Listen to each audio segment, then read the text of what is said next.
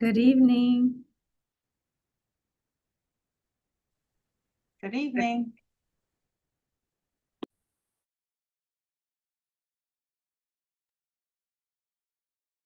Stan, just want to check that I'm good and centered in view for the public.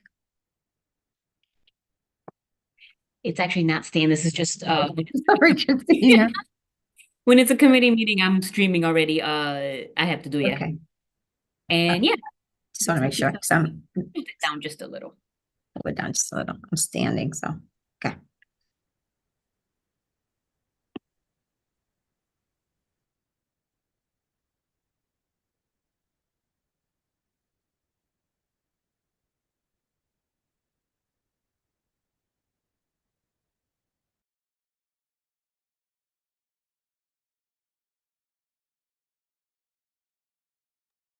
Good evening.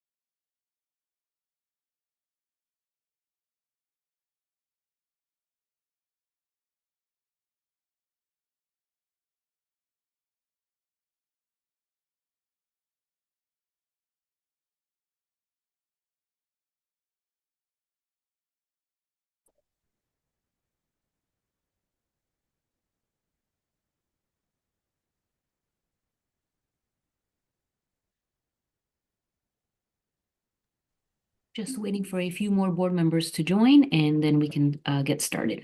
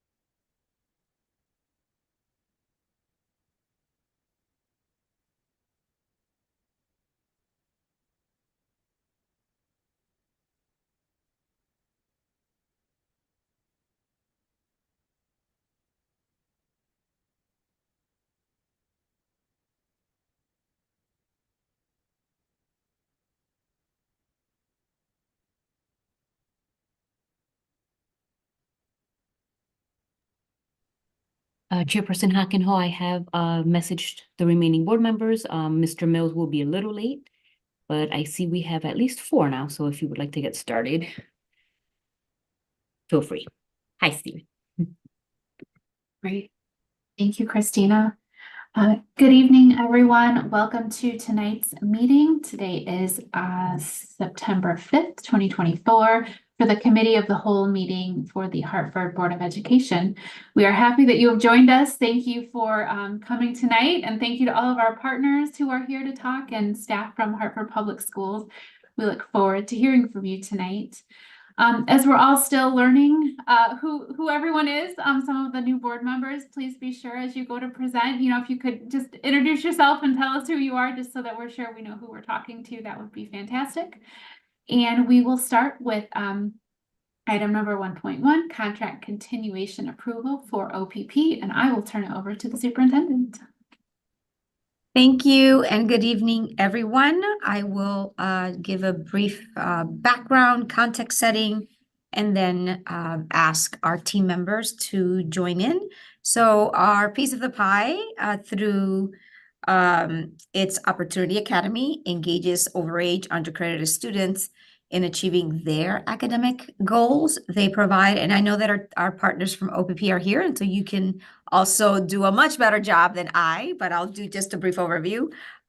Really provide support, comprehensive support, including youth development, post-secondary preparation opportunities, and of course, their academic programming, emphasizing technology, but also project-based learning. And I'll just pause here to just give an overview of project-based learning, which is a unique method of instruction, if you will, dynamic in a way that allows students to learn about a specific subject by working through for an extended period of time. It gives them time to investigate, for example, and respond to complex questions and challenges that are relevant to either their world or the broader community. And so through that modality, OPP delivers engaging content for students. And we have maintained a partnership with OPP since 2015. And in the past 3 years or so specifically, the contract has really been tailored to not only align to, but also bolster our high school design work, focusing on what we call the leveled or the tiered supports and alternative programming. So currently we are requesting the extension of the contract. And I have here with us Jennifer Hoffman, who is our Assistant Superintendent for Special Education and Pupil Services, and also Liliana Cuevas, who is our Executive Director, this is a mouthful, of Post-Secondary and Alternative Programs and our Student Support and Success Centers.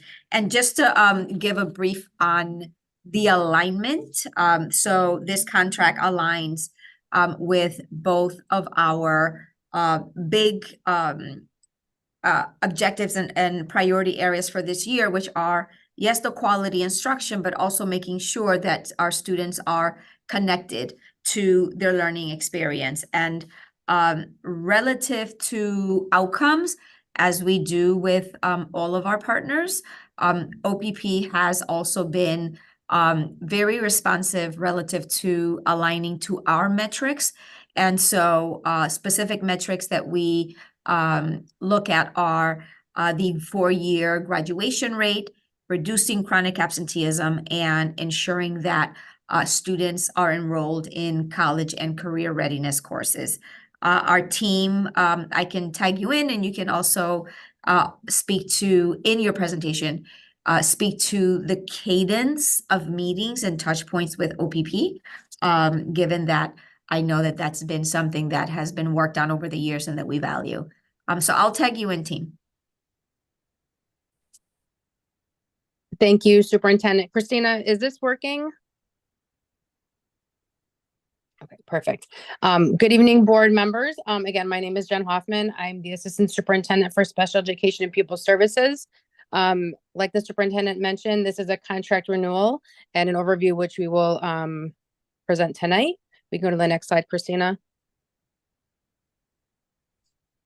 Our objectives tonight include reviewing the contract details for OPP. We are going to discuss the purpose and alignment with the MTSS and alternative programming. And we're also going to help paint a picture to help you understand the scope of services offered by Opportunity Academy. Assistant Superintendent Hoffman, sorry just to cut in a little bit, but also Yep. just to remind our internal team to explain when we use like MTSS multi-tiered systems of support, moving, as we go through the presentation, Absolutely. just for background for not just our board, but our community as well. Thank you. Absolutely. Thank you. So this is a contract renewal. It is a 1-year contract renewal. We are asking for the amount of $660,000 for this contract to move forward. We are looking to utilize general funds. And in terms of ownership for the contract, like the superintendent mentioned, it does sort of move over both the Office of Student Support Services as well as the Office of Enrollment. So Executive Director Cuevas is here. Chief Davis Guj is also on the call. And before I go to the next slide, I would just like to introduce the OPP team. We have Hector Rivera, who is the CEO for OPP. We also have Gerard Dawes, who is the Senior Director of Youth Engagement for OPP, and Tamika Grant, who is the principal. We can go to the next slide, Christina. All right, perfect. So Executive Director Cuevas, I'm going to tag you in for the next slide.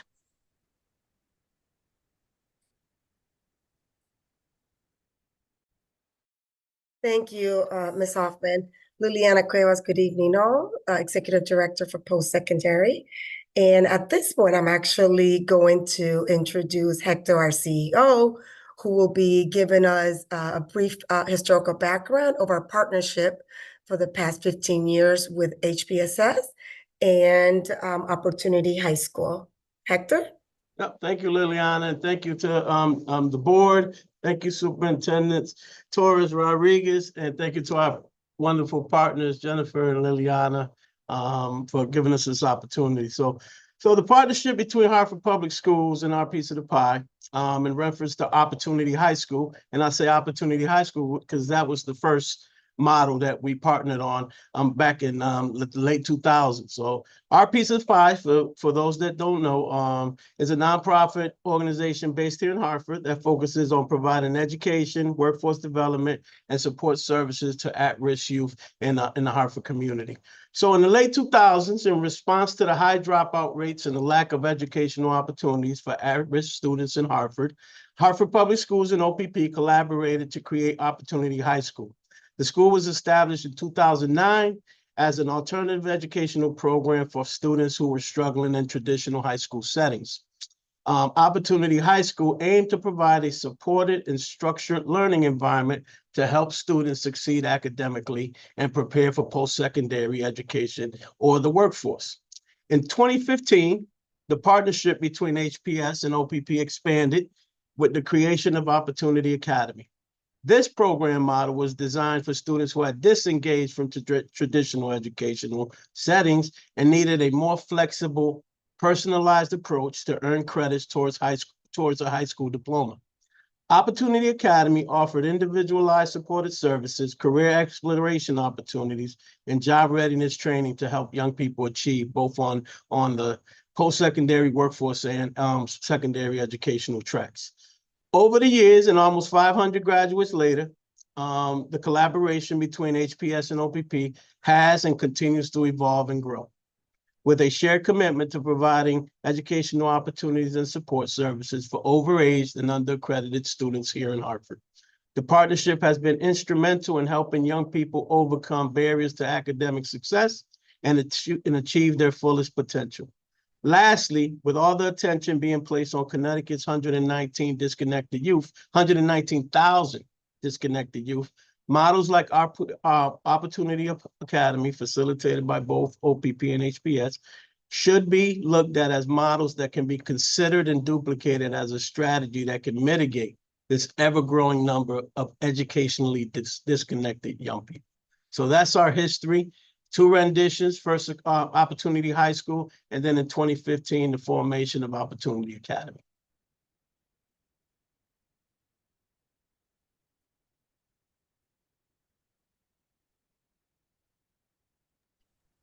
Next slide, please. Thank you. Again, Liliana Cuevas. Today, I will be discussing the various educational support programs available to our students and how these programs work together to ensure that every student has the opportunity to succeed academically and explore future career pathways. On here, on slide 1, provides an overview of our district multi-tier system. And our multi-tier system of support is a framework that integrates academic, behavior, and social-emotional support for all of our students. The goal of providing different tiers for our alternative programming include a way for students to access supports with high level of support within the high school, which is within our tier 1, available to all of our students, and examples of that are the Freshman Academy and our career pathways. It also allows for a variety of students to be supported, whether it's within their work hours or low credit attainment. And that's if we take a look at our tier 2, which targets some of our students. For example, students that might need intervention classes to support, and that could happen during our 9th and 10th grade years. And our tier 3, which is our intensive, it's available to a few students. And this is where our Hope Academy and Opportunity Academy has a chance to be integrated. And our tier 3, obviously with the Opportunity Academy, which I will be discussing, is designed to provide an intensive support through small classes in a more personalized environment. It also provides a youth development specialist, which works with our students and creates an individualized plan, not only which includes their academic at Opportunity Academy, but also a personalized level about their future career pathways, and or whether it's the work development piece. So in summary, our educational support programs are designed to meet the diverse needs of all of our students, to ensure that they have all the resources and opportunities to be successful. I will now then bring Hector again to describe a more detailed description of some of the programs that I shared. And we will also have the opportunity to hear from Principal Tamika Grant-Mack, who will also give a detailed summary of our data for the past 5 years. So Hector, welcome back. Next. Thank you. Yeah, thank you, Liliana. I would like Gerard and Tamika to participate in the description of the program model here at our Opportunity Academy.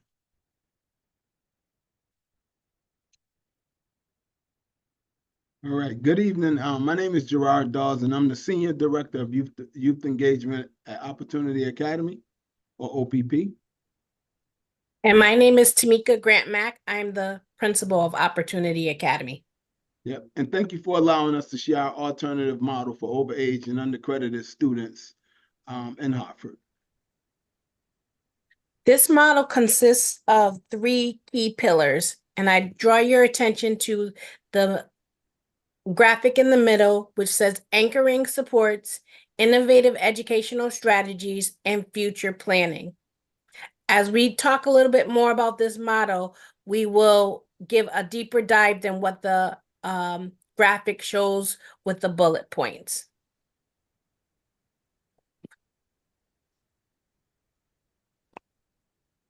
The model consists of 3 pillars: anchoring supports, innovative educational strategies, and future planning. Together, they re-engage students in their journey and learning. And I'll start with anchoring supports. Opportunity Academy, also known as OA, is a small learning community dedicated to supporting disconnected youth. Upon referral, students must participate in an interview that provides us with the appropriate information to create a strategic entry plan. Parental engagement is key for us.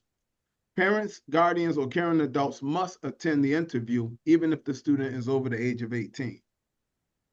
In our model, students are paired with the youth development specialist who sets goals with them, ensuring adequate pacing for credit accrual. The YDS works with students on reducing barriers, facilitating life skills and social and emotional groups, cognitive regulation, connection to clinical support services, and paid service learning opportunities. Our innovative education strategies. We know building teacher and student relationships is vital in supporting disconnected youth. Throughout the school year, as students join our community, they will participate in an orientation where each teacher leads interactive activities geared towards building relationship. These activities also occur throughout the school year. Opportunity Academy uses a blended learning model, which is a strategic combination of our online platform, Edgenuity, and in-person instruction. Opportunity Academy effectively combines online experiences with existing classroom-based activities to maximize student learning. Our in-person approach includes direct instruction and more personalized interactions. While students are engaged in learning online, the teacher spends time conferencing and helping individual students. The blended learning experiences are integrated so that they inform each other, use data practices to inform instruction, and provide relevant and immediate feedback.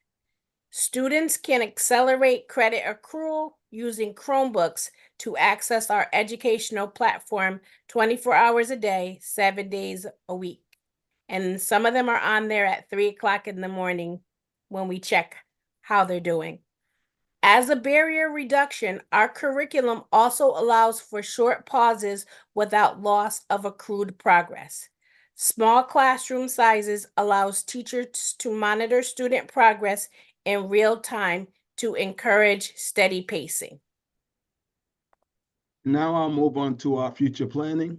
Upon entrance into Opportunity Academy, a vast amount of our students are not aware of how many credits they have. Many don't have goals for their future. Students complete a career interest inventory during orientation, which starts their post-secondary plan. Quarterly credit reviews and post-secondary plan updates are very important so that students can visualize graduation. These updates keep the focus on goals beyond high school. Once students complete career readiness training, they will explore their post-secondary options through paid service learning projects. This hands-on experience helps them with planning for their future careers. We know investing time in our youth and helping students envision their future motivates them to get better grades and graduate. And that concludes our presentation.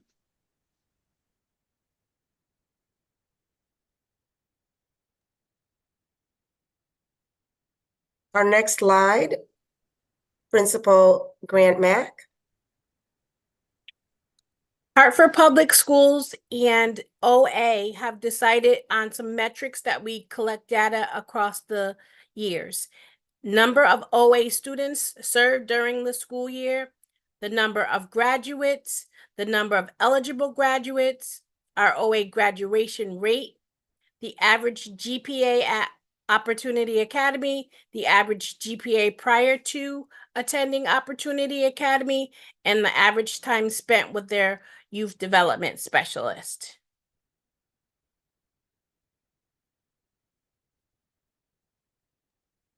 Next slide.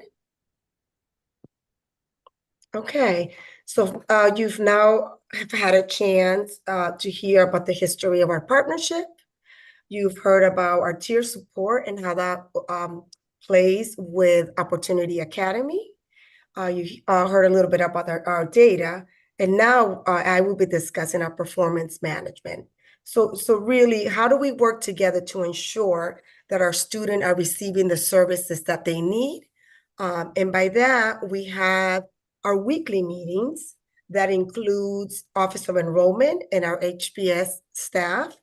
It also includes our principal and our Director of Youth Engagement. Our focus at our bi-weekly meetings is our enrollment progress, any challenges that might come across, and of course, our student academic progress to see how our students are doing. We also have quarterly meetings, which include, again, our Office of Student Enrollment, our CEO of Opportunity Academy, and our focus for those meetings are, again, to focus on student engagement, the academic progress, and graduation outcomes. And we have our end of the year summary meeting and report, which really gives us a chance to take a look at our enrollment, any issues that we've had during the year, any challenges. We look at the graduation rates. Oh, excuse me. Our focus, our comprehensive overview of the program, our academic achievement, our attendance, the effectiveness of the program, and of course, the recommendations for the following year, so we can focus on what changes we need to focus on to ensure that our students are receiving the necessary credits and support for the future. Next slide.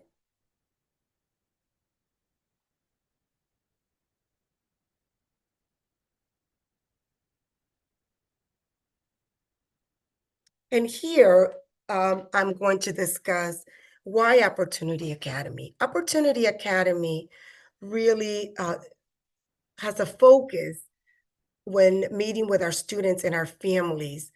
They're able to listen to the challenges that our students have had as they're disconnected and disengaged, and they're able to mitigate and work with our families and our students. Opportunity Academy also has a very strong sense of community as they focus and have our students in a smaller educational environment. There are significant draws for our students and our families because they know they're going to get some of the attention that they might not always get at our, some of our bigger comprehensive high schools. Opportunity Academy also excels in providing are really, because of the individualized plans that they create with every single student, they're able to provide the workforce experiences, some life skills, financial literacy, giving them the skills to be able to think about the future and how that all comes together.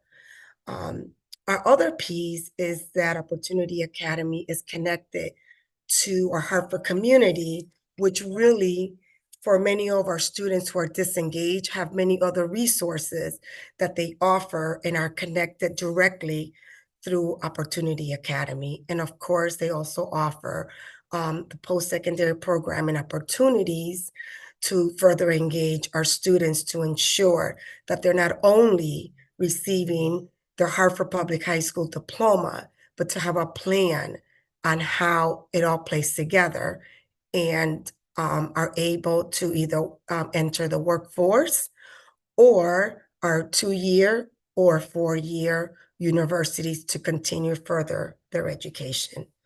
This concludes our presentation for today. And if you have any questions, you now have a chance to do so. Thank you. Next slide. Great. Thank you, everyone. That was a great presentation. We really appreciate it. Before I jump into questions, I wanted to welcome and thank the board members for being here. I apologize for not welcoming you in the beginning, so thank you for being here. And with that, do I have any questions from my fellow board members? Shante, or sorry, Hi. Ms. Brody.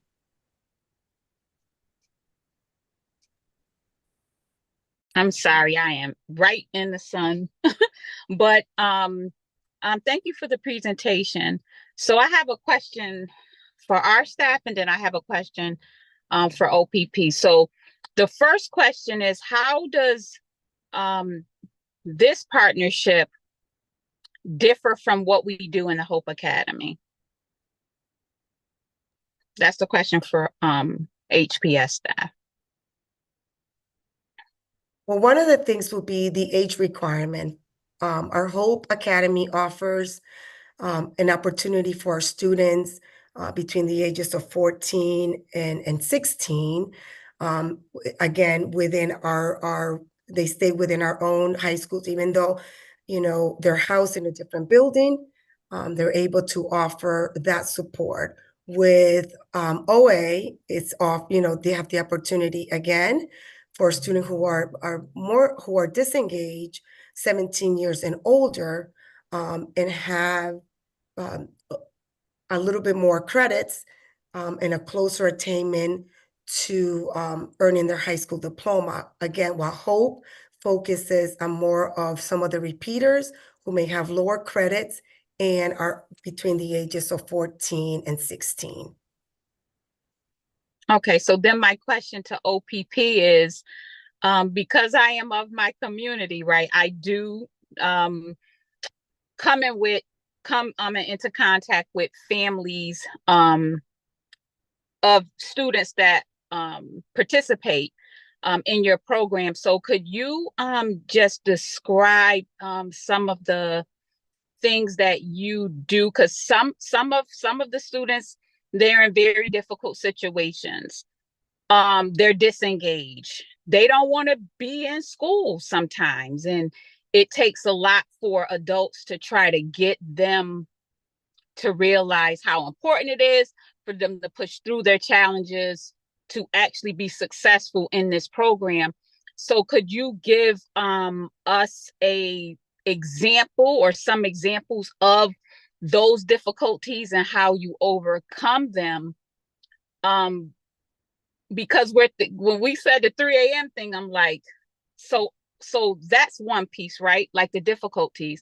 Then the second piece is, even for, like, as a board member, for me to think about the fidelity of how, like, the completion of work, that they're really passing the course and all of those things that come along with that, because there's a lot of flexibility in the remote learning and that sort of thing. So if you could just touch on those two things to give board members an idea of your programming.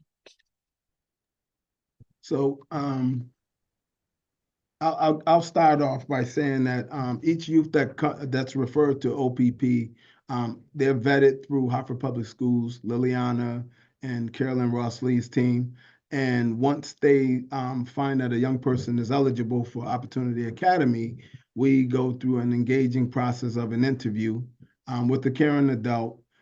We identify barriers with the young person, make sure they're stable, and make sure that they can actually attend Opportunity Academy and complete the process of engagement. From there, they get connected to a youth development specialist. They will take what we begin to build, which is, a profile of the young person, including their barriers, and starting to work with them on identifying education goals, personal development goals, the youth development goals, as well as identifying some workforce readiness goals. And then once the academics kick in, I'll let Tamika talk about the academics, which is the principal, Tamika Grant Mack.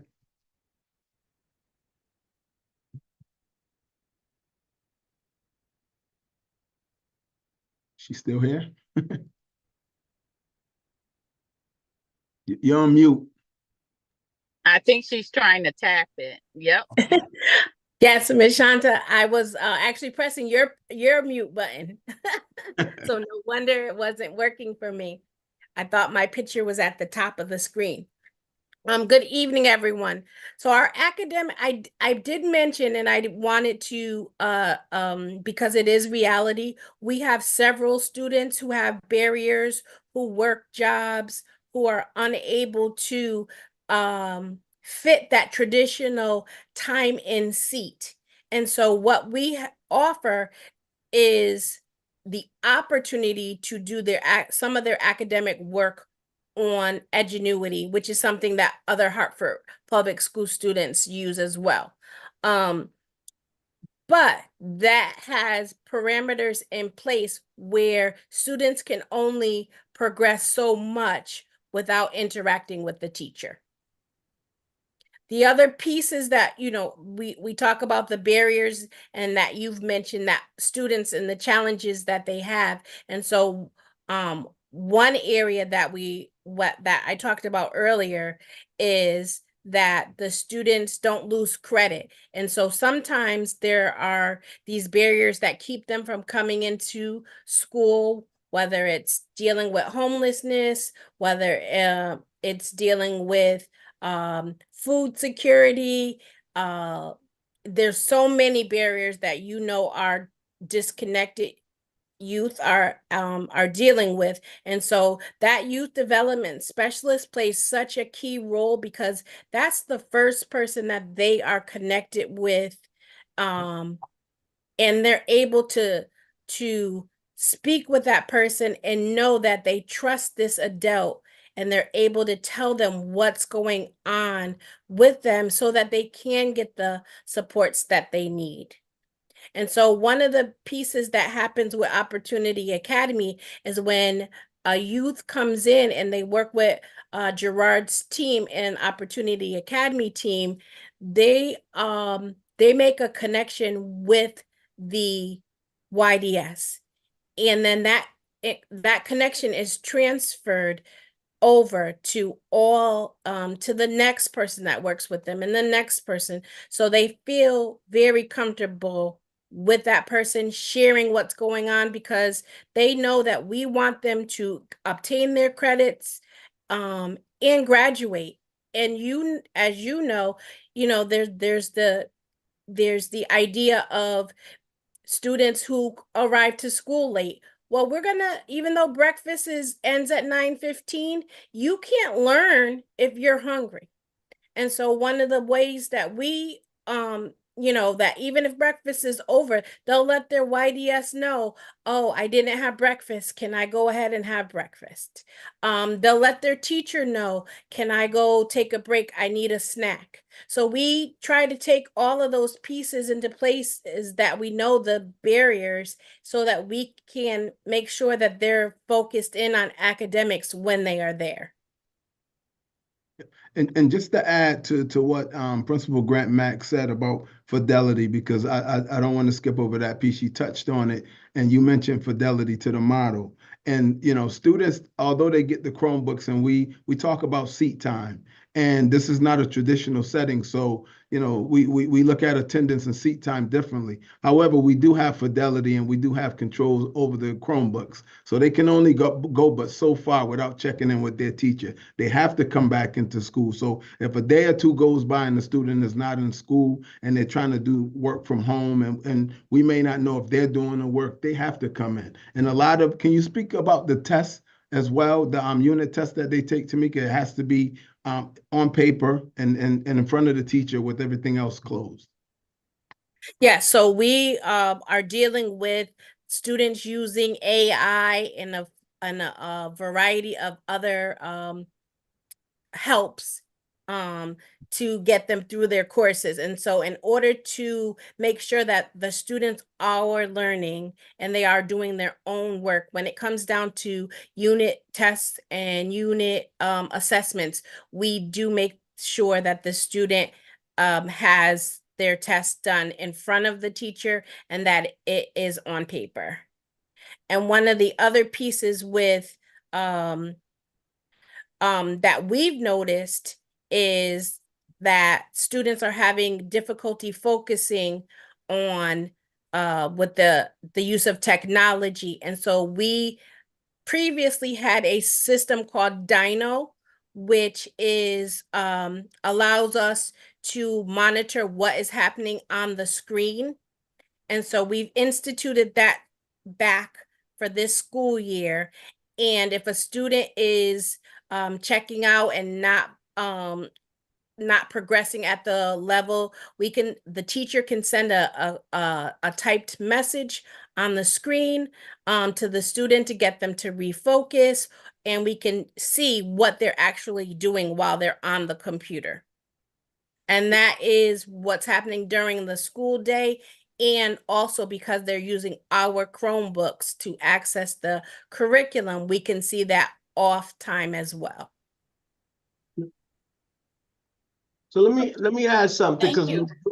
go ahead, I Ms. just Brody. wanted to say, I wanted Oh, to I make was sure gonna- that I said thank you. Oh, and I was gonna say before Hector, just one more thing. I think, Board Member Brody, I know you asked about in terms of the maybe the referral process, but I wanted just to also share that before our students get a recommendation to go to Opportunity Academy, as we go back into our multi-tier system, is each case is reviewed thoroughly to ensure, right, that we have tried everything in our power within our own high schools and within our own programs to ensure that the student has been supported.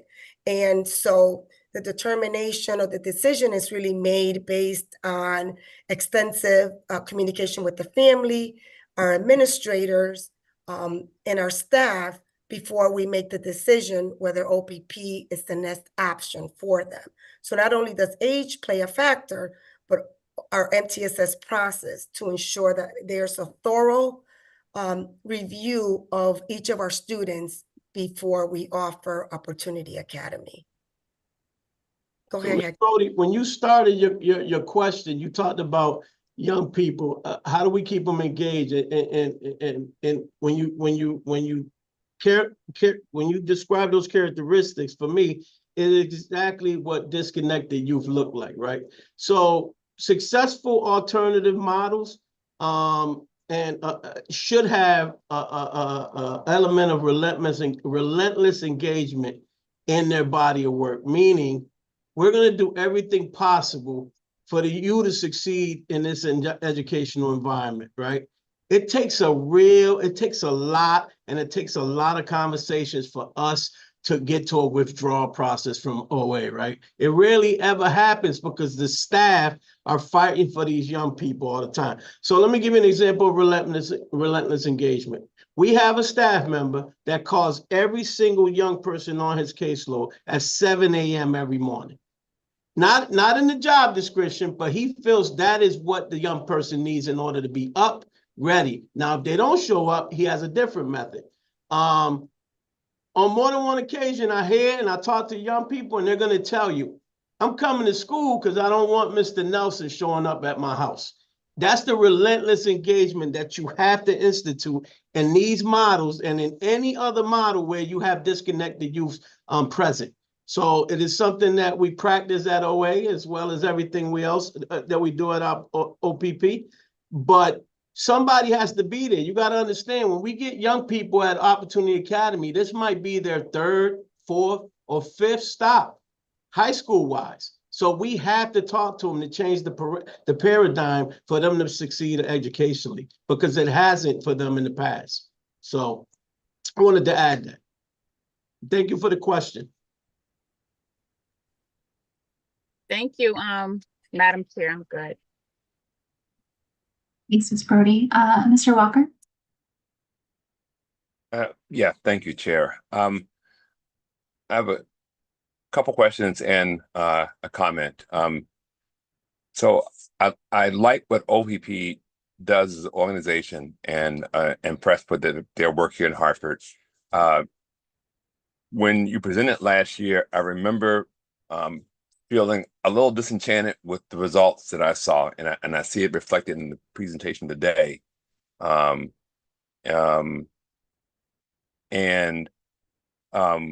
We expressed that last year. The conclusion I remember last year in improving OPP was that you were in some ways the only game in town for these students who are super high need and super high risk. And that being said, I'm still disenchanted with graduation rate and probably absenteeism. I didn't see it presented, but I did see in 2022, 2023, you had 12 graduates. You touched 108 students. Now, you said you had 71% graduation rate. The only way that makes sense in my mind is that you only had 17 students who were eligible to graduate. And so then we need to understand more of what's happening with OPP. I think maybe Hector touched on a little bit of it. But what I'm saying is $660,000, and yet it looks like maybe only 17 students were really touched.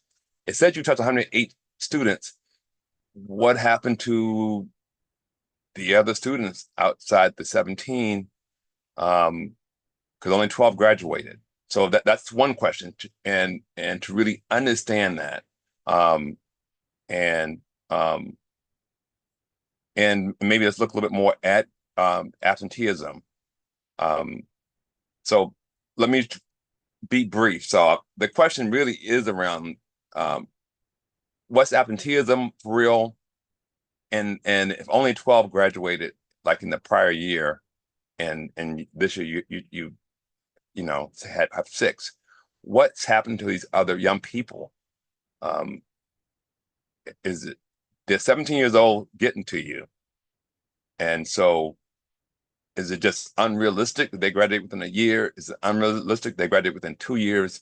Help us understand what really is happening, because what you're looking at what you presented, it appears that you have to keep these young people engaged for 2 or 2.5 years if they're really getting over the finish line. Or maybe you'll tell me graduation maybe isn't the goal, maybe it is transitioning them into some kind of occupational direction or in some other situation, but I'm just not seeing what's happening for these other young people that would help me feel like let's have more of this again this year or in the year to come. So let me start, and then I'll have Gerard and Tamika chime in. The eligible graduate line are those who cross the threshold of being considered a senior for that particular year. Everybody else is in a freshman status, sophomore status, or junior status. One thing that we have been talking about very intentionally this since the beginning of the summer is that we have to be, and this is on both sides, we have to be a little more intentional. We have to spend more time in who we identify for the school. We have to do more timely engagement. We have to spend some more time on suitability. You know, it's like any other school. You might think that this is a fit for the student, and then after a couple months, it comes out that that's probably not, or probably wasn't a proper setting. And we have to spend more time on retention methods. But that's a whole process that has to be worked upon by the partners.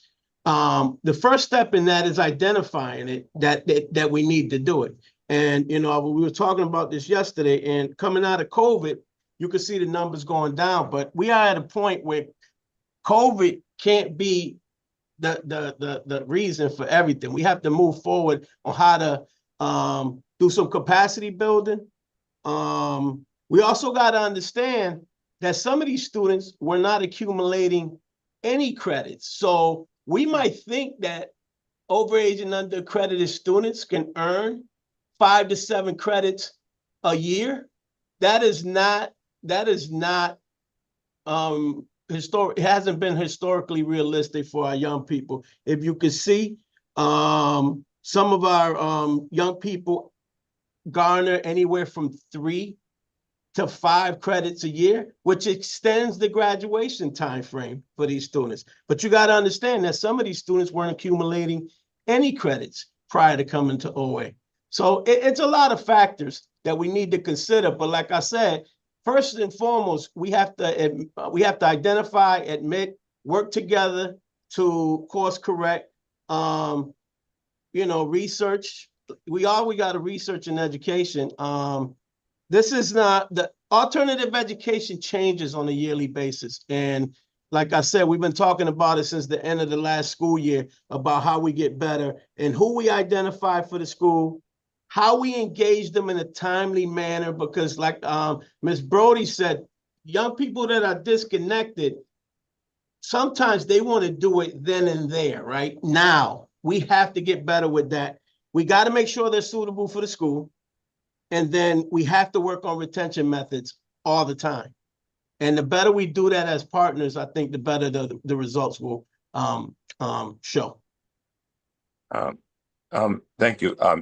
Chair, if I can have a quick follow-up question or comment. Thank you. Mr. Rivera, thank you for that commentary. So I'm going to say first, maybe to just school leadership, I think what was expressed is something that I think needs to be visible here. Like, what is the actual profile of these students? It would be good to see that of their 108 students, like you're saying, credit profile, half of them only have freshman credit or sophomore credits or less than that. So we can begin to level set ourselves on what the expectation really is. The other thing, Mr. Rivera, when you talked about Mr. Nelson, that would seem to be the norm. So the other part of this is, I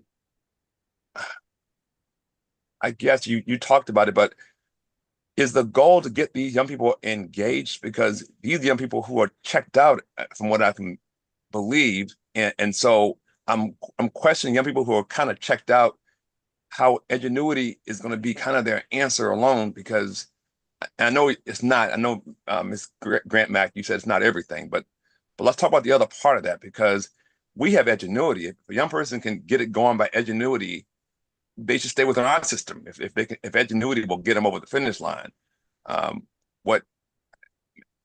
So I guess I'm asking you a question about how does the engagement that Mr. Nelson do, or that Mr. Dawes talks about, how does that happen on that educational front, where the teacher is inspiring or somehow following up? Or, do you know what I'm saying? Because these young people who really, really, really are resistant to engaging in high school in traditional way. And maybe I respect what this organization was doing more if you could tell me, like, this is a young person who maybe only showed up 10 days to school somewhere in the past. And this year at our school, he showed up 50 days. You know, I would celebrate that if that's what you actually accomplished, but I just don't see it in front of me. Maybe you can talk to me more about how the educational process and your teachers engage students. Thank you for that question. You're right. That data is not showing up in the chart that you see. One of the things that we do is we don't want the students to just live on Edgenuity. That's not it. As you said, in Hartford, there are students that are doing that work, and they're moving and they're progressing. But our piece of the blended learning is that teacher is doing instruction, and that at the time when the teacher may be giving the overall whole group instruction, and then some people are given the permission is not the right word, but the go ahead to go work on Edgenuity and get some things done while she is or he is conferencing and coaching another student on how to do something.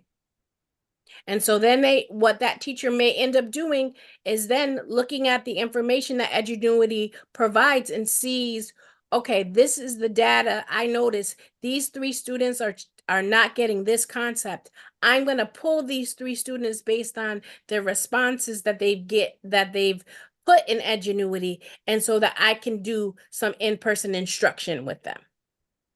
And so while I did say at 3 o'clock in the morning, students are accessing Edgenuity, there is that piece. And that's why we do have this blended learning model. And it is, direct teaching. We have to do that because we find that students who are able to just go on to be perfectly honest, that's what they want. They want to just go on the computer. They want to click through and answer questions.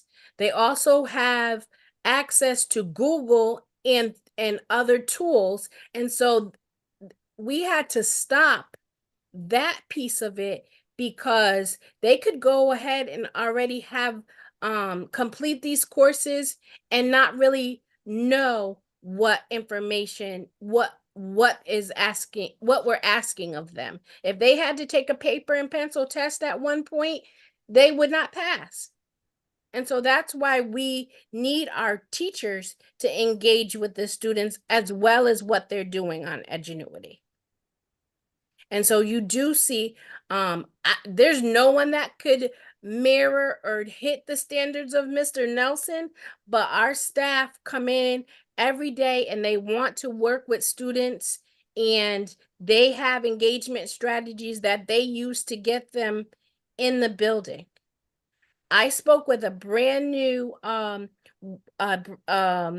spoke with 5 of our new students to Opportunity Academy from HPS. And one parent said to me, on the second day, my child was up at 7 o'clock. They did not even attend school before 9 o'clock. They did not roll out of the bed. So I'm not sure what's going on over there, but you've sparked some type of excitement in my child.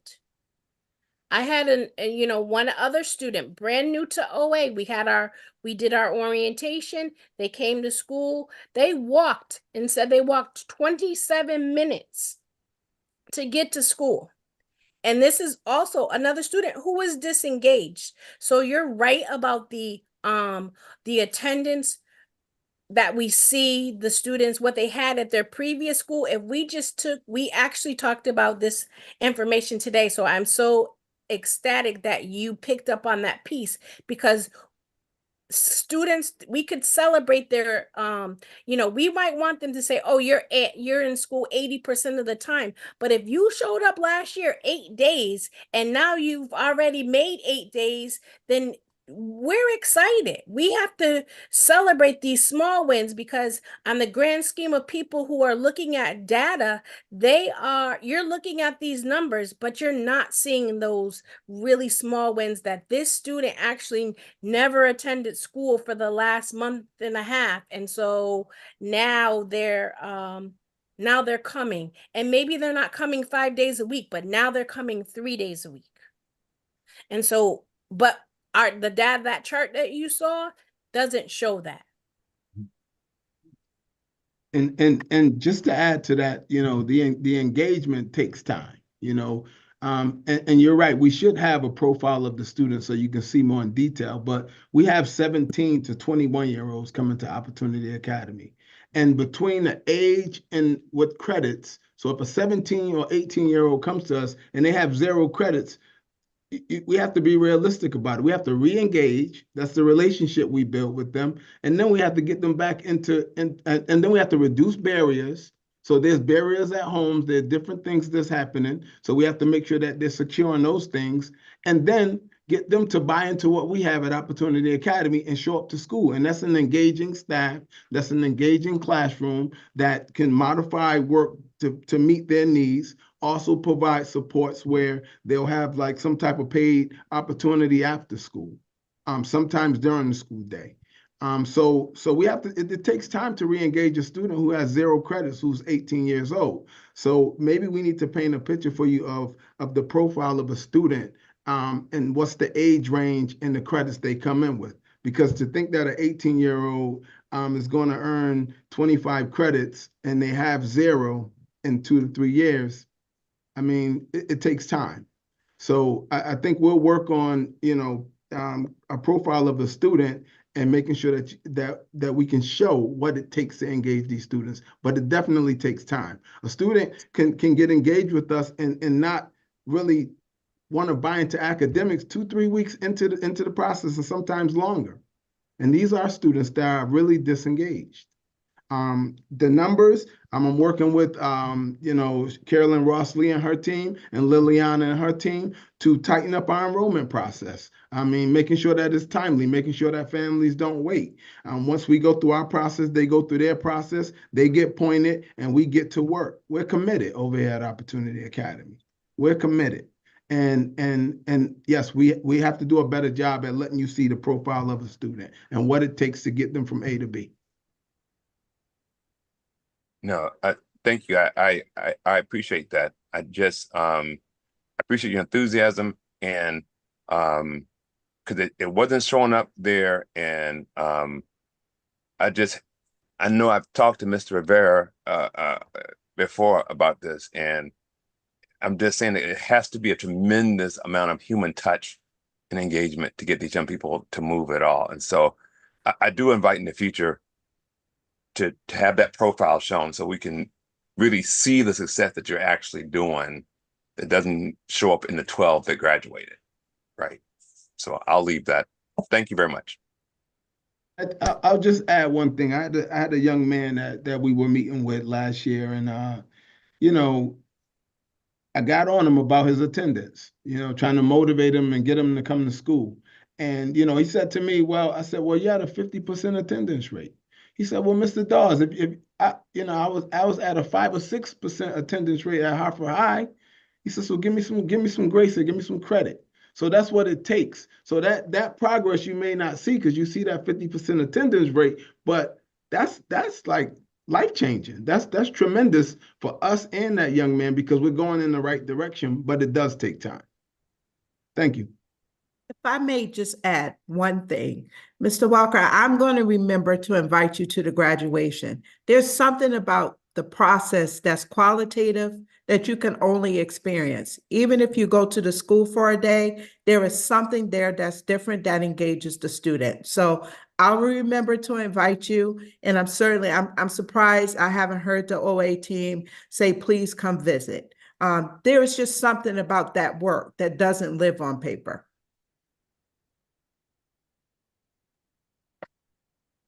Thank you. I'm sorry. Ms. Darristelle Ledger?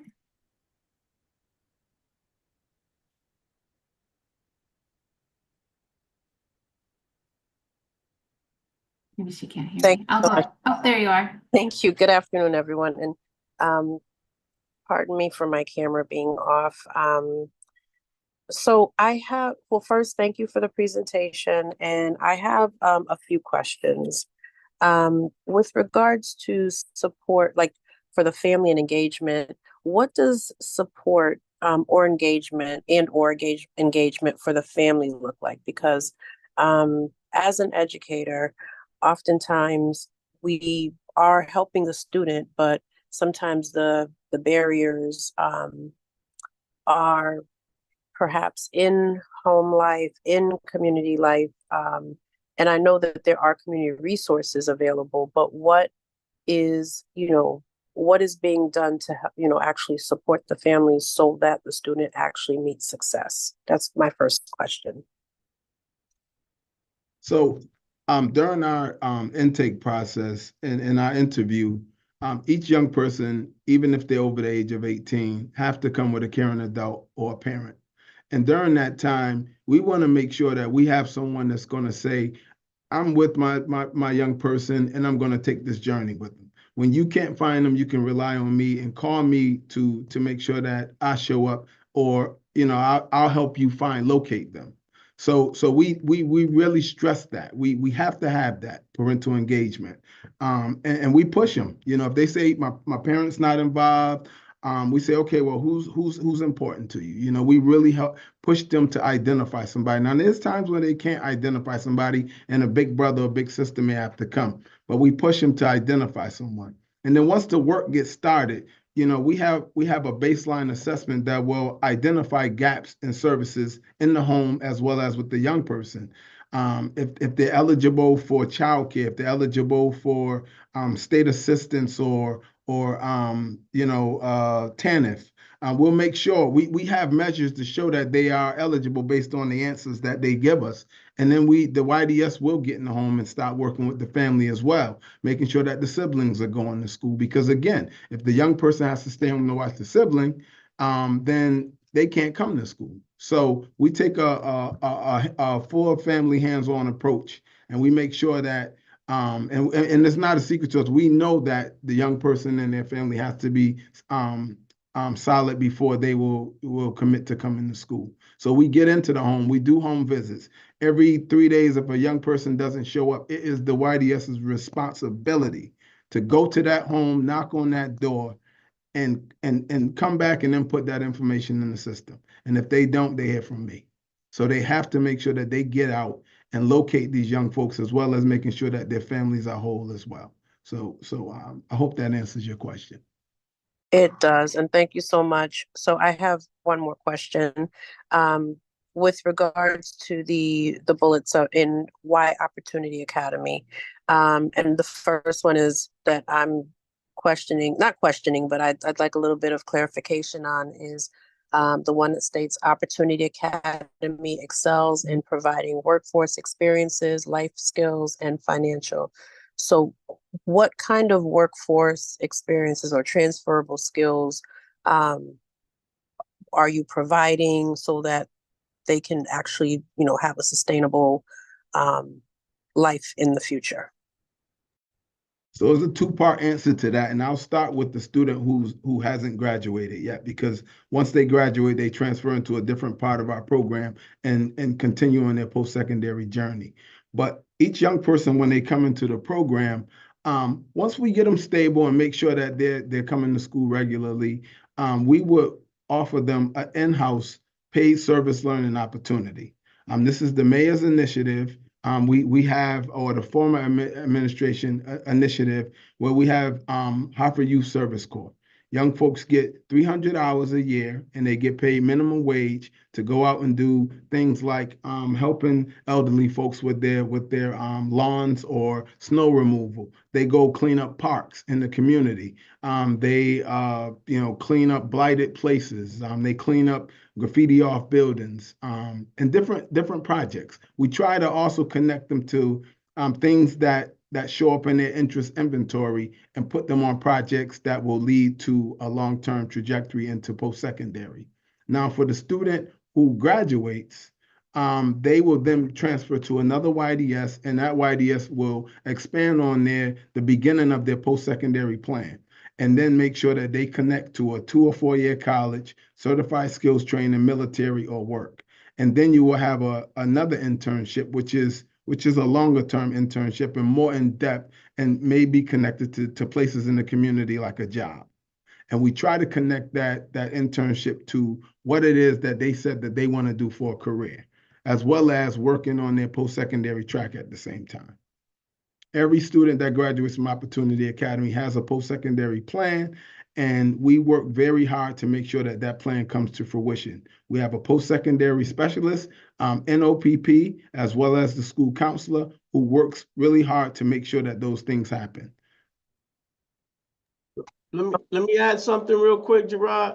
So the workforce experience, they have to have good attendance and academic standing and progression. One thing that we don't want to do, even though there's research out there that coupling alternative education with a work experience increases the probability of an overage and underaccredited students to succeed in both, we don't want to do anything that's going to interfere with their educational standing in the school. One thing that I do the first day of school is I address the entire student body and said, listen, if you can demonstrate to us a sustained excelling in the areas of attendance and credit progression, the organization will provide you with a paid experience. Some of the young people, they'll mention it to you every time you see them, because what young person doesn't want to earn their own money? But it's something that has to be signed off on by the YDS and Mr. Dawes and the principal, because I've seen models where you're just going to put the young person to work and now they're not doing their schoolwork. And so you got to pay attention to that. So it's not a given that they get the workforce experience. They have to meet some thresholds in order to get there. Thank you so much. I appreciate the balance. I have to say, I appreciate that. And I'm done with my questions. Thank you.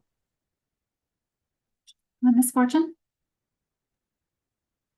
Thank you again, everyone, for the wonderful presentation and the really seems heartfelt and needed work that you're all doing.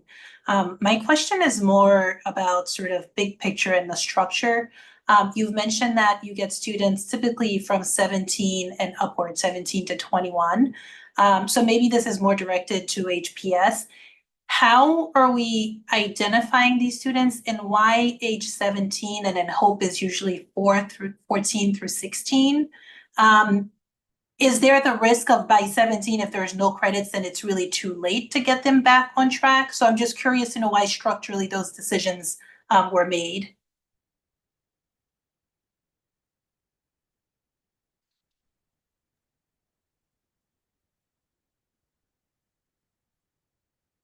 In terms of the age, I mentioned earlier, we have a very thorough process to ensure that we cover all the points before we make any recommendations or referral for our students. And the age 17 really comes about right with the state requirements in terms of students being able to determine if they're going to be withdrawn from school. And so we want to ensure that we provide all the opportunities for our students before they get to the age of 17. And of course, yes, the credit attainment does come into place, but we want to ensure that we have tried and given every opportunity and every intervention that we can meet the need of our individual students before we make any of those decisions. Also, our families are also involved as part of the process. And I think in the past students were able to attend Opportunity Academy at a younger age, and I'm not sure at what point that was changed, but I know that it does align with our state requirements. And again, to ensure that we provide all the opportunities when we have our students in our own buildings to ensure that all the interventions have been are in place, following the MTSS process, and ensuring that our families and students are informed of all the decisions that are made before we get to Opportunity Academy. I hope that answers your question. If it's okay. It does. Sorry.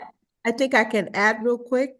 Some of the students actually are not attending our schools, but come through a referral through Opportunity Academy. And then they come to us, get registered, and then the process happens to vet if that would be a good fit for them.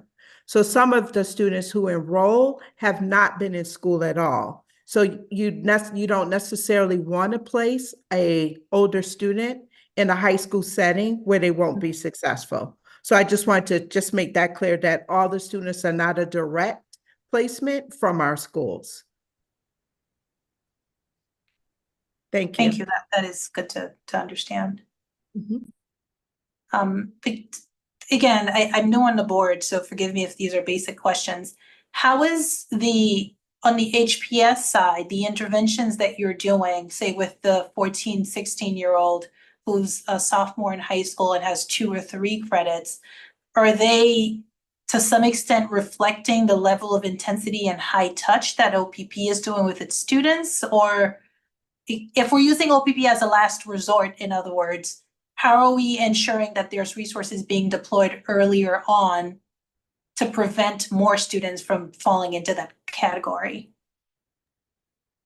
Yes, and working with our 9th grade academies, and also the work that we do with our any repeaters in each of our comprehensive high school, again, with a thorough process and really and looking at the data and identifying our students early on, whether it's interventions that they're receiving in 10th grade academically. We also have our support centers at the 3 comprehensive high school, which does a lot of the work in supporting our students who are falling behind with credit attainment. And so they have a chance to recover credits.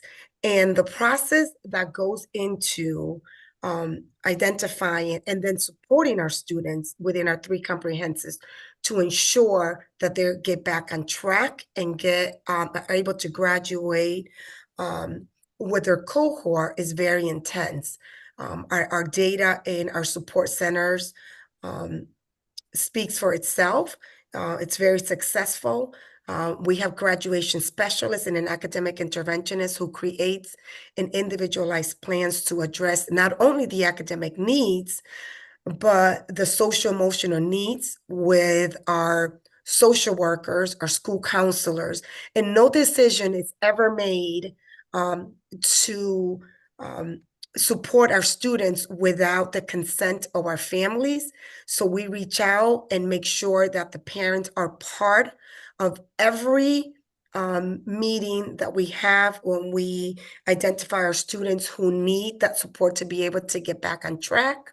Our school counselors play a key role in ensuring that students receive the credits that they are there for. Also, our multilingual educational staff. And if the students have an IEP or a 504 plan, are included to ensure that we don't miss anything. If the students are involved with the community for different reasons, those folks are also included. So within the comprehensive high schools, through the support centers, we are supporting the students to get back on track and to ensure that they're able to catch up and graduate with their cohort. Obviously, we have students who do not, right? We have a variety of students who sometimes our traditional settings don't work out. And so for that, we have Hope Academy, again, a very small setting, a lot of individualized attention.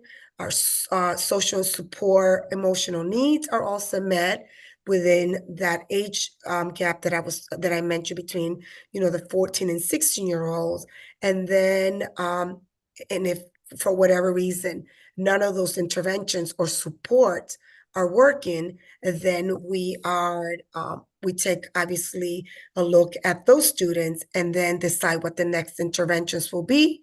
Sometimes it might not be Opportunity Academy. Sometimes it might be based on the need of our students and the experiences that they're having, right? That adult education, especially when we get students from international countries and students that are coming in that are older with interrupted educations. So all those key factors are taken into consideration when we're making decisions about our students. Thank you. I do think this is great and worthwhile work. In the future, I'd be curious to hear more about the demographics of the students who are doing the OA program. Particularly, is it, beyond just age, right? Are there more students who came from other countries, more students who came through OPP and then OPP sent to HPS so they could then be eligible for the program? Is it more boys than girls based on what we know, based on education for girls versus boys? All of that would be interesting to know as well, just to see how we're really making that impact and affecting the young people's lives. But it's very good work. So I'm pleased to hear that we have such a program in our schools and available to students in Hartford. And we do have the data, and I'm happy to share some of those demographics that you mentioned at any given time. So thank you. Team, I just want to say that in response to Ms. Fortune's suggestion, that one of our workshops for the board is going to focus explicitly on our post-secondary success continuum that includes all of these programs, the freshman academies, the student success centers, Hope, OPP. And so you'll have Ms. Fortune and the board a comprehensive look at all of those programs, and then also the students and the demographics served within those.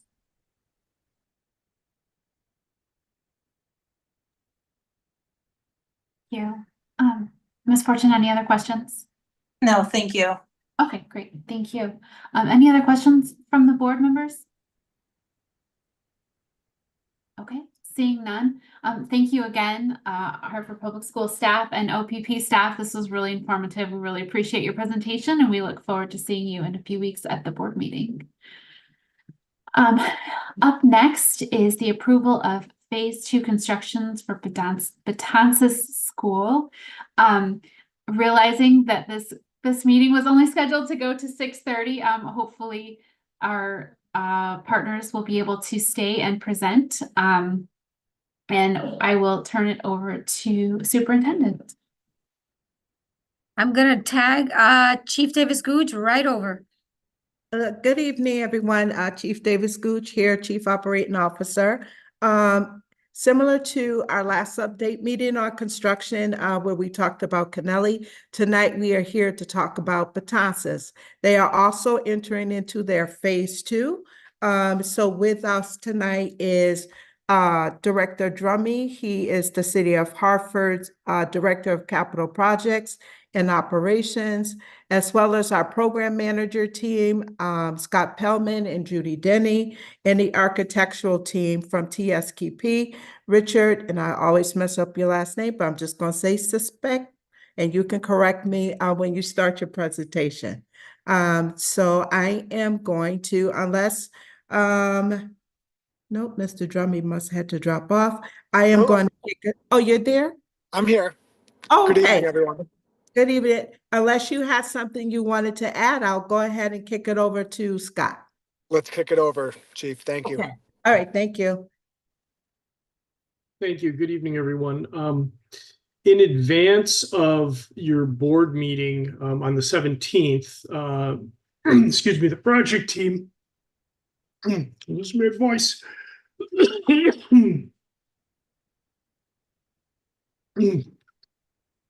Apologize. The project team, I'm sorry, I've lost my voice. Richard, can you take over?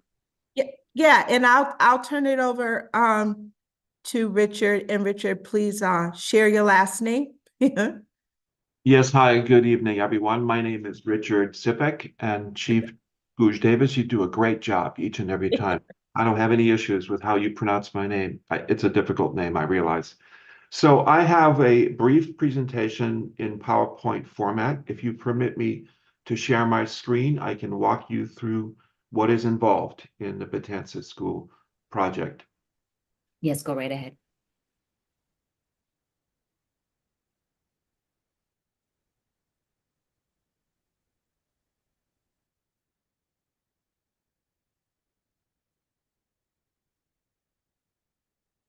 Can you see my screen?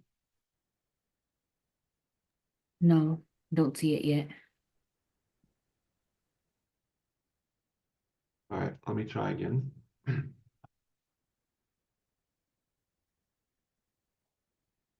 How about now? Yes. Okay, great. So I'll do the slideshow from the beginning. This is part of a school program that we're doing for the city of Hartford, Hartford Public Schools. This one happens to be the Betances Learning Magnet School, which is on Charter Oak Avenue here in Hartford. I want to remind everyone of the 4 project phases. So we identified tonight's presentation as phase 2, which is renovation of the existing building. What are the other 3 phases?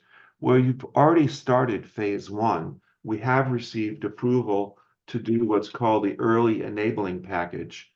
And we also got state approval to do that phase of the work. After phase 2, we have 2 more phases that we will be presenting to you. Phase 3 will be the furniture and technology equipment for the Betances School. Phase 4 will be the playground equipment. So let me briefly review for you the renovation plans for the Betances School. Starting with first, why this project?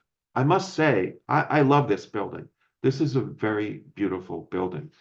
And so I think one of our objectives is not to mess it up, make sure that we keep its beauty intact and create new 21st century learning environment within the building, as well as improve the infrastructure, which is quite outdated.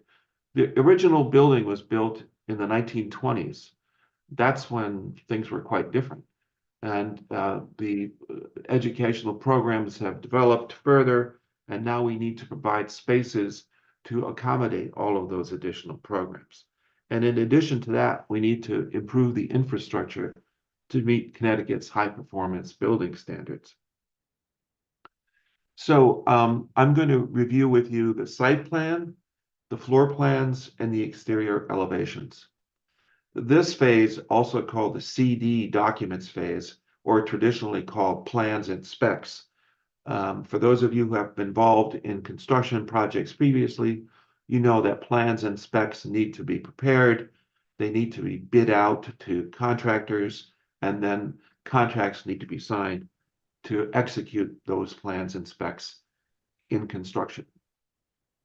So the site plan, just to recap for you, I know that we made a similar presentation during an earlier design phase, design development.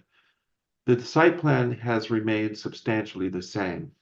We are doing a complete site improvements on this very small site by renovating within the existing building. That's the rectangular space that you see in the center of the screen. We're building a small one-story addition on the back of the building, and the purpose of that addition is to increase the size of the cafeteria and also to provide a new mechanical room to serve the renovated spaces within the building. To the west of this existing school, we're doing site improvements to replace the existing playground equipment, to create a grassy play area, and also to create a driveway to accommodate school buses that can enter the site and then exit the site. So no longer will school buses be parked along the front of the existing school. They'll be picking up and dropping off pupils along the western side of the building. We're also improving the parking area for automobiles. There's a separate entrance for cars, for parents and staff, and then in and then back out again. There's a fenced area around the playground area, and there are gates that can be opened here and here and here, so that all of this play area can contain children when they're having either PE or recreational activities on the site. The two playgrounds will be age appropriate. There's a pre-KK playground area on the southern side and a grade 1 through 4 playground for the upper area. We're doing improvements on the front of the school, and so the front door that currently exists will still be the front door with some improvements. A delivery door will be on the back of the building. Here's what the existing conditions look like at the Betances School on the photograph on the left. And on the right, you can see after the improvements, the difference. The difference is that we'll be able to allow visitors to either use stairs or an inclined walkway or a very slow ramp leading up to the entrance. So visitors will have a choice of which path to take. I'm going to quickly go through the 4 elevations of the building, facing south, east, west, and north. This is the south side, again, showing the front of the building and the improvements that we're doing. The very, very nice portico that's on the front of the building will remain. It will be refurbished and cleaned up, and the stairs and ramp will be placed on the front of the building. You'll see some notes here in the upper right corner of the slide. These are the improvements that will occur on all of the elevations. We're cleaning the masonry. We're repointing it, which means scraping out the mortar joints and then replacing all of the windows to make them more energy efficient. All new glass and security glazing at the ground floor. We're also replacing gutters and leaders. We've done investigations of the leaders. We know that some of them are plugged. They'll be all made operational when we're finished. Yeah, this is the west elevation. You can see the small one-story addition on the back of the building. You can see that in this view. But the improvements on the exterior are similar to what I just described on the south elevation. And then on the north elevation, this is a picture of the one-story addition. On the back, we were advised that the school would prefer, or facilities would prefer, that we use masonry. We're proposing to use a brick similar to the brick of the existing building, as you can see. This addition will have new doors leading to outdoor storage equipment in the center. There'll be a new delivery door leading down to the custodial and to kitchen and cafeteria area, and there'll be another door created directly into the cafeteria area. On the roof of the lower portion of the building, the lower roof, we're going to be removing the skylights and roofing over those former skylights with new insulation and roofing. On the eastern elevation, there is an addition that was built approximately here, where there was an entrance created. We're going to remove that vestibule. It's no longer necessary. That was the entrance that was from grade level directly into the school. That's no longer necessary because the front door will be the main entrance. And we'll repair all of the masonry that was disturbed when that vestibule was built. Again, all of the elevation improvements, as you can see here, will be done on this eastern side of the building. In developing the plans, we were very conscious of the space program that we had to fulfill. There were pages and pages of the spaces that we need to provide for the school, but the summary of those spaces is listed here. There are 21 general classrooms for grades pre-K through 4 to serve 440 pupils, which is the demographic study that was prepared and submitted to the state. Plus, we're completely renovating the front office for school administration. We're creating a new media center large enough to accommodate a new makerspace that will be located on the second floor of the existing building. And we're providing fully accessible auditorium and stage. One of the items in the educational specifications is that the auditorium be restored and kept in the building. I will tell you from previous school work in the state of Connecticut that having an auditorium in your building is unusual. It's something that the state would not allow in a future building. So you should keep that auditorium, which we're doing, and restoring it and making it fully usable. Both the auditorium and the stage are located on the main floor, the first floor, and located for public assembly, making it very convenient. The gymnasium will be upgraded, and we will add a divider to accommodate 2 PE classes simultaneously. The cafeteria will be enlarged to increase the seating capacity. We'll have 3 lunch waves planned for that space. Plus, we're providing all of the support spaces for pupils and staff. Not only staff spaces, but academic program spaces such as the art room and the music room, special ed classrooms, and so on. Let me just walk you briefly through the floor plans at each level. This is the ground floor level. As you can see here, we have pre-K classrooms. All 6 pre-K classrooms will be located on the same level, on the ground level. We have pre-K for 3-year-olds, that's pre-K 3, and then we have 3 pre-K 4 classrooms for 4 years old. This level also is where we're going to have the kitchen completely renovated, a new custodial area created, as well as the new mechanical room to serve the new equipment that's in the building. This area back here is where the addition is going to be built. The cafeteria will be increased. We'll have windows that bring daylight from the outside, and there's an egress door here in order to allow children to leave the cafeteria and go out into the playground areas. We're replacing the elevator, which is located here in the new location. The old elevator is located here. So we're building the new elevator while keeping the existing elevator in place so that there's always an elevator available through every stage of the renovation. On the first floor, this is the main floor where the principal's office is located. That's in the blue area here on the left of the main entrance. This is the main entrance. On the right is the new health suite. And we're also preparing a new security office located here, right in front, adjacent to the entrance portico and the main stair. So that security person can have direct vision of people coming and going into the main door.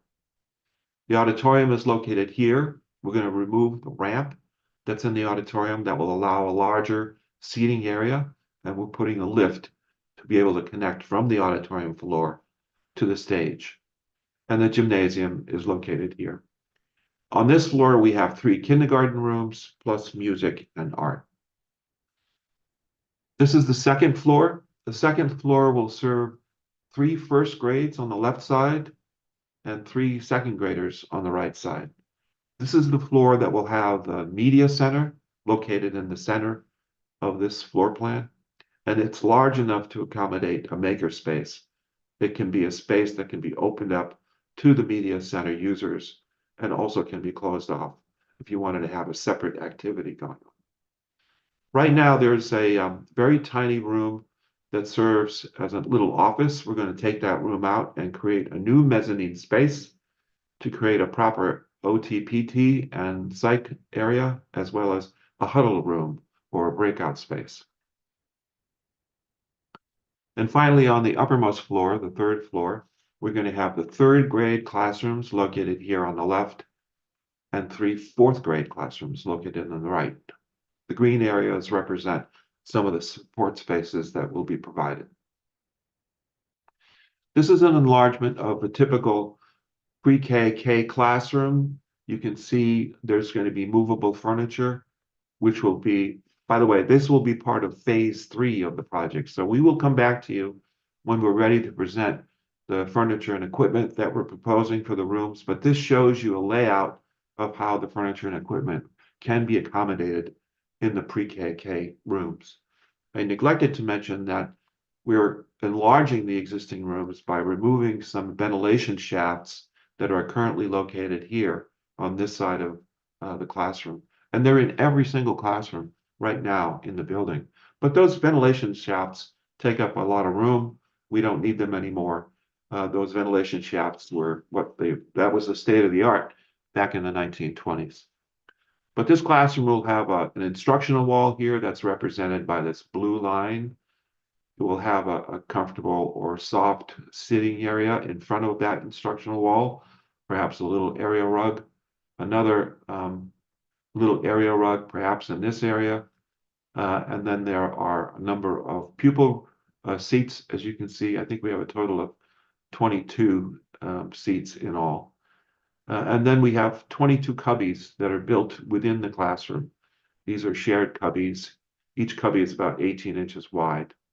And we'll have suitably mounted hooks and seats for children to practice putting on their boots. Then there's also a toilet room that's within the classroom. You don't have to leave the room, to be able to use the bathroom. And this diagram on the right shows where all of these rooms are located on the ground floor and on the 1st floor. For the upper grades, grades 1 through 4, which are on the 2nd and 3rd floor, as you can see here, we again are accommodating, I think, up to 25 chairs. Not that we're going to have 25, but this gives you flexibility as you use the space in the future. Again, there's an instructional wall, and then there's breakout areas within the rooms and built-in storage here in this location. For the coats in these grades, we're going to have lockers. Those lockers will be in the hallway, and we'll enclose those lockers with wood trim so that they don't look so much like lockers. Okay, this is my final slide. In conclusion, the next steps for this phase 2 of the project is to have additional meetings. This committee as a whole is actually September 5th today. The slide was prepared and submitted before I was given the date. Nevertheless, that's today, September 5th. And then it will proceed to the school building committee on September the 16th, the Board of Ed on September the 17th. And we'll be soliciting approvals for this plan to go to the state. And we've already have that date scheduled for September 26th. Assuming that the state will approve it, and I predict they will approve it, we will then be authorized to let the project go out to bid and then award contracts for that project. I'd be happy to go back to any of these slides. If you have questions, I'd be happy to answer them. I just wanted to really quick add one future meeting, which is happening on Monday. We have a larger advisory team that includes parents, teachers, obviously school leadership, and a member of the NRZ, and that meeting will be happening on Monday. Thank you, Chief. Yeah. Mhm. Thank you for the presentation. It was very, very helpful, very informative. I will open it up to my fellow board members. Any questions?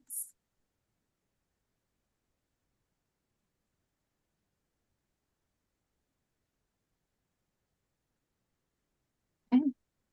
All right, well, it's clearly very informative. I don't see any questions. So again, thank you so much for this presentation. We look forward to seeing you at the school building committee meeting and then also at our full board meeting in a few weeks. Thank you. So with that, Ms. Santiago, anything else for tonight? Nope, that is all. Wonderful. All right. Again, thank you to the board. Thank you to Harvard Public School staff, to all of our partners that were here tonight. This is a fantastic meeting. We really look forward to seeing everyone in a few weeks at our next meeting. So thanks so much and have a great night.